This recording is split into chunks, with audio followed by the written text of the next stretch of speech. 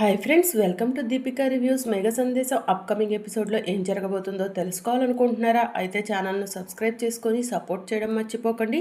ఆ గగన్ ఏ చేత్తో అయితే నీ నుదిటిన బొట్టు పెట్టాడో అదే చేత్తో నిన్ను మెడపట్టి ఇంట్లో నుంచి బయటకు గెంటేస్తాడు అని అపూర్వ చెప్తూ ఉంటే, ఏంటి అపూర్వ, పగటి కలలు కంటున్నావా అని భూమి అంటూ ఉంటుంది. పగటి కలలు కాదు భూమి, నువ్వు ఎంతో కష్టపడి నీ కాపురాన్ని నిలబెట్టుకున్నావు. కానీ నేను అస్సలు కష్టపడకుండా నీ కాపురాన్ని కూలగొట్టబోతున్నాను అని చెప్పి అపూర్వ అంటుంది. అపూర్వ, అదే గనక జరిగితే నా చేతుల్లో నీ చావు తథ్యం అని చెప్పి భూమి అంటుంది. ఆ గగన్ నిన్ను ఇంట్లో నుంచి బయటకు పంపించిన తర్వాత నువ్వు చచ్చిన శవంతో సమానమే. అప్పుడు నువ్వు నన్ను చంపుతావా? నీకంత సీన్ లేదులే, కానీ నాట్య ప్రదర్శన చేస్తానని మాటిచ్చావు కదా, వెళ్ళు, నాట్య ప్రదర్శనకు టైం అవుతుంది అని చెప్పి అపూర్వ చెప్తూ ఉంటుంది. అపూర్వ, నా కుటుంబం జోలికి వస్తే నిన్ను వదిలిపెట్టను అని చెప్పి భూమి అపూర్వకు వార్నింగ్ ఇస్తూ ఉంటే, ఇక అపూర్వ పకపకమని నవ్వుతూ, నీ కుటుంబమా? కాసేపు అయితే నీకు కుటుంబం అనేది ఉండకుండా పోతుంది అని చెప్పి అంటూ ఉంటుంది. ఏయ్ అపూర్వ, పిచ్చి పిచ్చి కూతలు కొయ్యకు అని భూమి అంటూ ఉంటే, ఇంకా అప్పుడే గగన్ వచ్చి, భూమి, ఈవిడితో నీకు మాటలేంటి, రా వెళ్దాం, నాట్య ప్రదర్శనకు సమయం అవుతుంది అని చెప్పి గగన్ చెప్తూ ఉంటే, నేను కూడా అదే చెప్తున్నాను గగన్, కానీ భూమి నాతో గొడవ పెట్టుకుంటుంది అని చెప్పి అపూర్వ చెప్తూ ఉంటుంది. భూమి నీతో ఎందుకు గొడవ పెట్టుకుంటుంది? భూమికి ఏమైనా పని లేదనుకుంటున్నావా? నీకంటే పని పాట లేదు. ఆ శరత్ చంద్ర కోట్లు కోట్లు సంపాదించి వేస్తున్నాడు కాబట్టి ఎవరి కొంపలు కూల్చుదామని చూస్తున్నావు అని చెప్పి గగన్ అంటాడు. అబ్బబ్బబ్బబ్బా, మొగుడు పెళ్ళాలిద్దరూ కూడా తెగ విర్రవీగిపోతున్నారు కదా, కాసేపట్లో మీరిద్దరూ చచ్చిన శవాలు అవ్వబోతున్నారు అని చెప్పి అపూర్వ అంటూ ఉంటుంది. కాసేపట్లోనా అని చెప్పి భూమి ఆలోచిస్తూ ఉంటే, ఏయ్ పిచ్చివాగుడు వాకుండా పా అని చెప్పి గగన్ అనటంతో, వెళ్తాను గగన్, వెళ్తాను, కానీ మీరిద్దరూ బాధపడుతుంటే చూసి సంతోషపడటానికైనా వెళ్తాను అని చెప్పి అపూర్వ అక్కడి నుంచి వెళ్ళిపోతూ ఉంటుంది.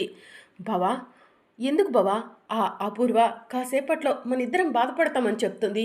అపూర్వ ఏం ప్లాన్ చేసి ఉంటుంది బావా అని చెప్పి భూమి గగన్ని అడుగుతూ ఉంటుంది. దాని మొహం, దానికంత సీన్ ఏం లేదులే, కానీ పద భూమి వెళ్దాం, రెడీ అవ్వాలి అని చెప్పి గగన్ అంటూ ఉంటాడు. లేదు, ఆ అపూర్వ ఏదో స్కెచ్ వేసింది, అదేంటో తెలుసుకోవాలి అని చెప్పి భూమి ఆలోచిస్తూ ఉంటే, రా భూమి వెళ్దాం అని చెప్పి గగన్ భూమిని తీసుకుని అక్కడి నుంచి వెళ్ళిపోతాడు.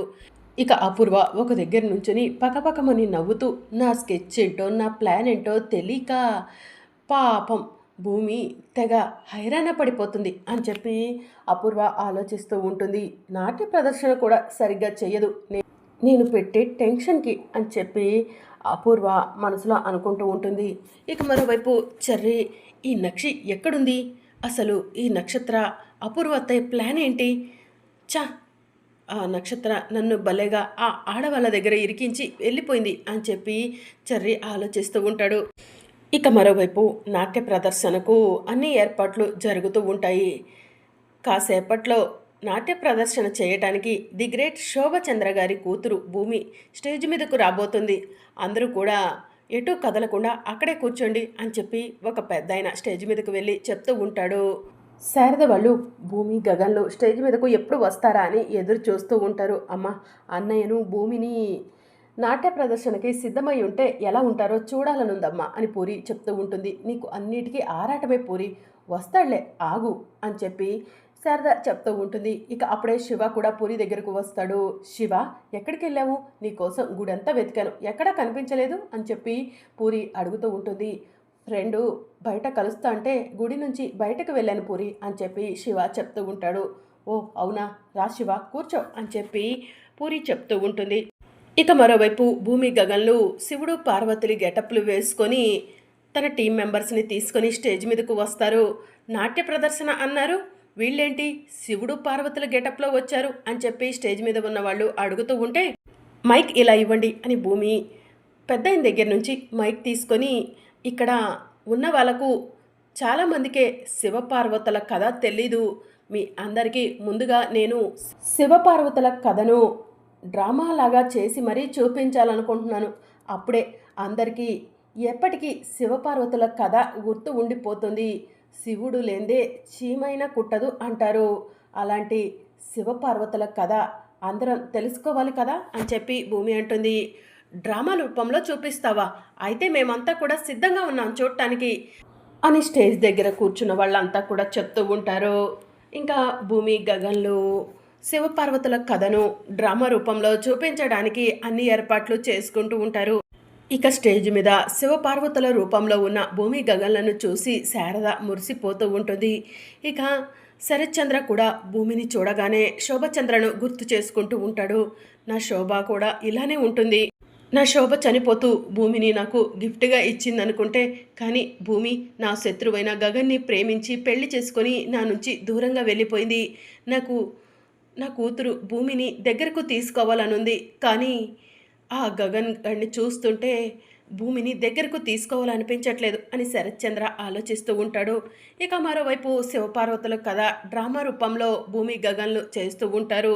ఇక అందరూ కూడా శివపార్వతుల కథను అలానే వీక్షిస్తూ ఉంటారు. ఇక అదే సమయంలో అపూర్వ శివకు సైగ చేస్తుంది. ఇక దాంతో శివ మెల్లగా లేచి వెళ్తూ ఉంటాడు.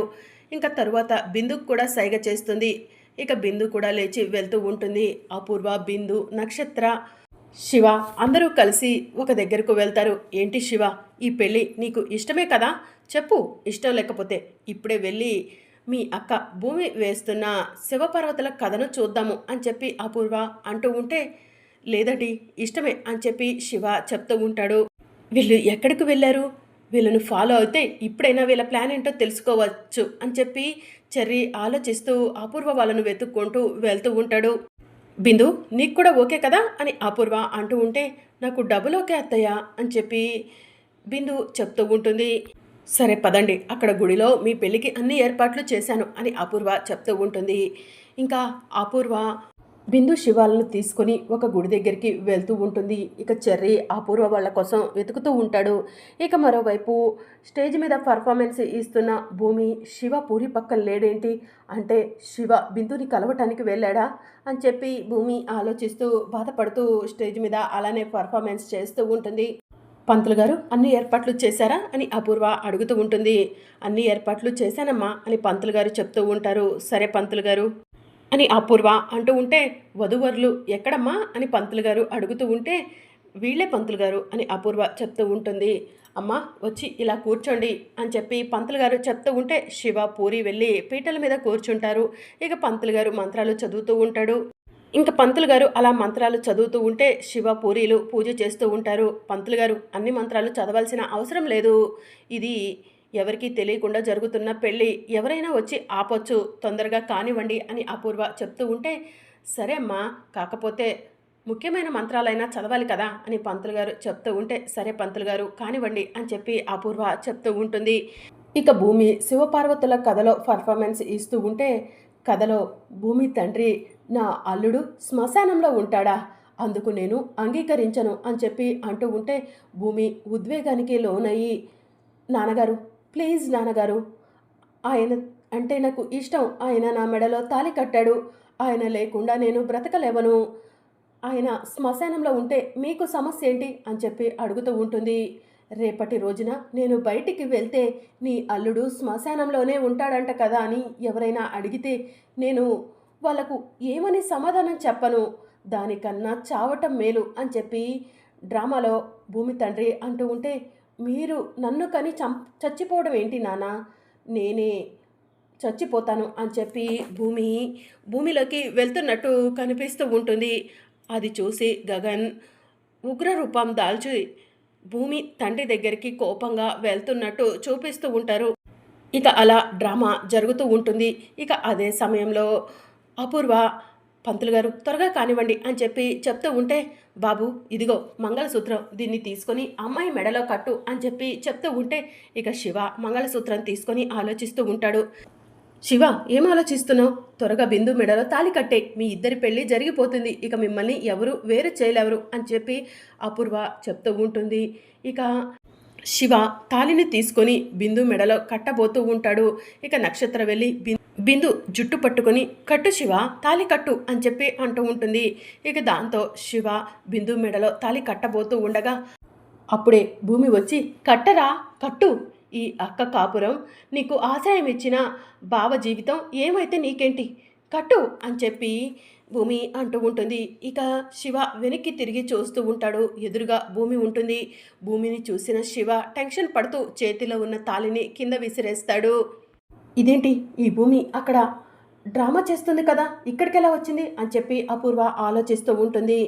ఏంట్రా తాళిని ఎందుకురా కింద పడేశావు, తీసుకోరా ఈ తాళిని తీసుకొని బిందు మెడలో కట్టు, నీ సుఖం నువ్వు చూసుకోరా, నీకు ఆశ్రయం ఇచ్చిన కుటుంబం ఎటుపోతే నీకేంట్రా అని చెప్పి భూమి అంటూ ఉంటుంది. అక్క అది అది అని చెప్పి శివ అంటూ ఉంటే, అపూర్వ నా బావతో నన్ను మెడపట్టి ఇంట్లో నుంచి బయటకు గెంటిస్తానని నాతో ఛాలెంజ్ చేశావు, నీ స్కెచ్ ఇదేనని నేను అస్సలు ఊహించలేదు అపూర్వ, నా తమ్ముడిని దొంగతనంగా తీసుకొచ్చి బిందు మెడలో తాళి కట్టిస్తున్నావు కదా, నా బావ కుటుంబాన్ని బాధ పెట్టడం కోసమే కదా ఇదంతా చేస్తుంది, నిన్ను వదిలిపెట్టను అని భూమి అపూర్వ చంపపై లాగిపెట్టి ఒక్కటిస్తుంది.